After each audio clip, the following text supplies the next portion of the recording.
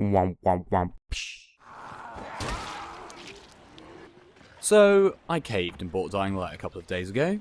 I had been gallantly putting off the purchase since the game was released at the beginning of the month, telling myself things like, "You're fed up of zombie games. You didn't really get into Dead Island. Everything you've seen so far looks a bit clunky.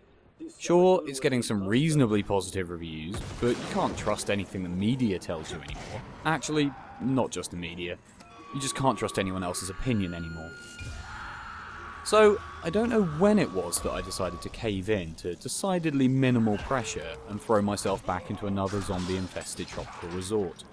But hey, I've done it. Here I am, some 15 hours of shed vaulting corpse bashing later, and you know what? I'm having fun. I'm not 100% sure what it is, but something about Dying Light just keeps me coming back. I'm playing on PC and haven't really been plagued by all the technical issues people keep reporting, which may just be luck of the draw, and it's bad that some out there are having so much trouble just getting the game to run. But my generally clunk-free experience has actually been pretty fun.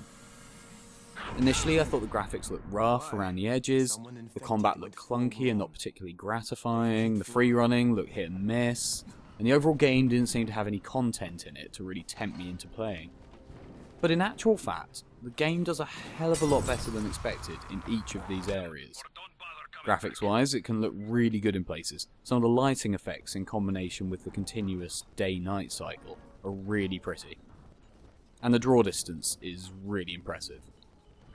As for the combat, weapons actually feel like they have impact, and hit detection is usually quite accurate.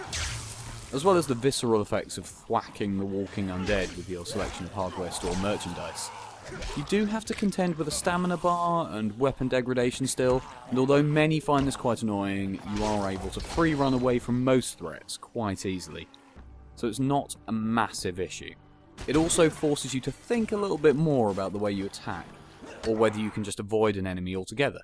You also level up your various combat, survival and free run skills regularly enough that you feel like you're always improving with every small action. The parkour itself in the game is occasionally hit and miss, and you can't just leg it wildly across rooftops without coming a cropper more than once. But as long as you look at the bit you want to jump onto, and it's within reach, you can usually make every jump. The game gives you just enough mobility without making it completely mindless. Just like the combat, you do have to consider your routes and options. Then there's the game's content. The story is pretty paint by numbers and nothing really to shout about, but it sets the scene and gives you a huge and dense environment to jump about in. Also, let's face it, the main campaign and side quests in the game are essentially just there so we can smash zombie skulls.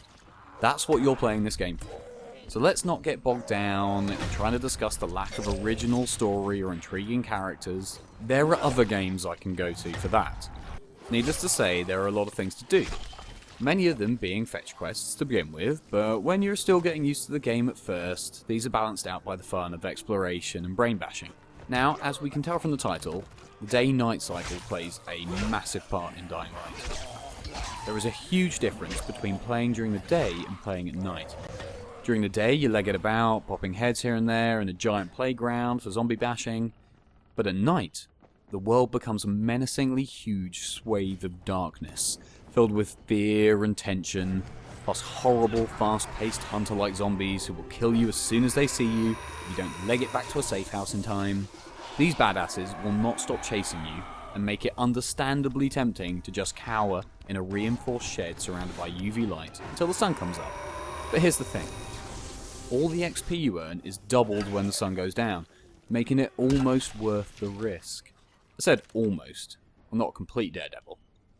So Dying Light may not be revolutionary in terms of ideas, controls or gameplay, but the elements that have been put together here have created a world that is satisfying and fun, yet tense and not completely brain dead.